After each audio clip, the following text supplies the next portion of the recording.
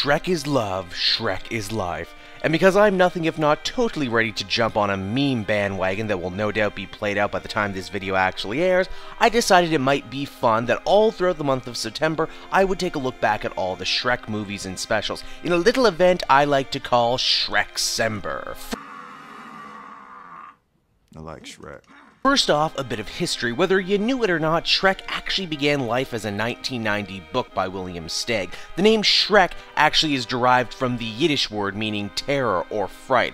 As you can see, it's not exactly the prettiest book out there, and the story is completely different from the one you would eventually see in the movie, but the seeds were planted for what would eventually become the movie we all know. The book caught the eye of none other than Steven Spielberg in 1991, before the founding of DreamWorks Studios. Spielberg actually wanted to turn the book into a traditionally animated movie, more in line with what was happening at Disney at the time. Keep this in mind because this will become very important later on in the video. It was actually Jeffrey Katzenberg, a former Disney employee who in 1997 would put the movie into active development. As a matter of fact, it was Chris Farley who was originally planned to voice the Green Ogre, and recorded a fair share of voice work before sadly dying that same year. Stranger still, those recordings have never actually been made available to the public for some reason. Farley was instead replaced by fellow SNL alumni Mike Myers, who added the extra dimension of having Shrek speak in a Scottish accent. Why, you might be asking? Well, because Myers' parents are Scottish, and every fairy tale he was told growing up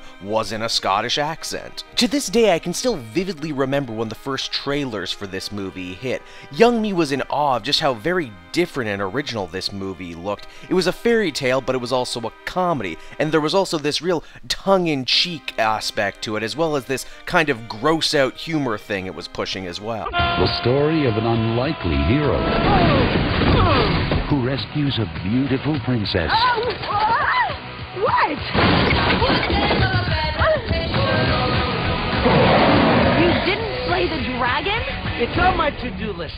And you know, after over a decade, I have to say all those things still apply, and the film itself holds up really great. From the very opening with Shrek reading the book in this very dramatic tone, only for it to be flipped and turned into one giant toilet joke, you know you're in for something special and something you haven't seen before. Shrek is a movie that honestly spins a lot of plates. On one hand, it's a character piece, with cranky Shrek learning to trust people and get out into the larger world. It's a buddy movie when Donkey is on screen, Eddie Murphy actually having a bit of a career resurgence thanks in part to this movie, and the second half is one giant road trip movie once Fiona joins the party. This was the movie that also started DreamWorks' fascination with pop culture references, but it was also able to wind down and have scenes that were more quiet and reflective. There was also a level of subtlety to Shrek that I think gets overlooked. In Shrek's first meeting with Donkey, when Donkey asks him his name, he takes a couple seconds, you know, like he has to think about it, like no one's actually asked him his name in so long that he actually kinda sorta forgets. It's just such a strange idea for a movie, but you can tell the writers and directors had real passion for the project, and that passion shows up on screen. It also does the very rare thing of hitting the mark that I think is so hard for other movies to hit, and that is the mark of a true all-ages entertainment type of movie. Something that you can enjoy as a kid, and years later revisit and still enjoy as an adult. Now I said... Oh, no, dead girl, off the table! Where are we supposed to put her? The bed's taken. What? Before to remember all the Disney connections this movie had, and I say that because one of Shrek's other great qualities that holds up after all this time is the hilarious mocking of the Disney company and their style of filmmaking, mainly the whole princess side of thing. I mean, it's clear throughout the movie that Fiona is a strong, independent character who could easily save herself, but waits around in the tower because, well, it's what it's expected of her.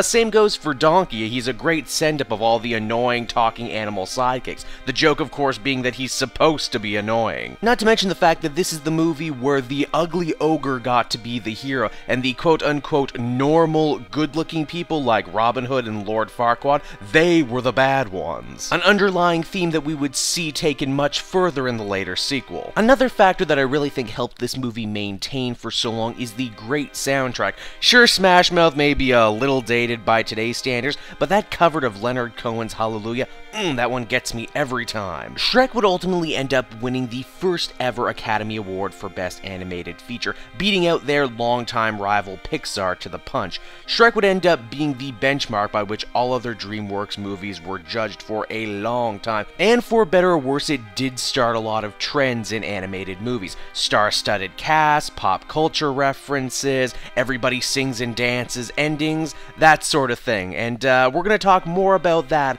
when we cover the sequel, Shrek 2, next time. So, until we meet again, thank you for watching, and remember, Shrekcember is love, Shrekcember is life.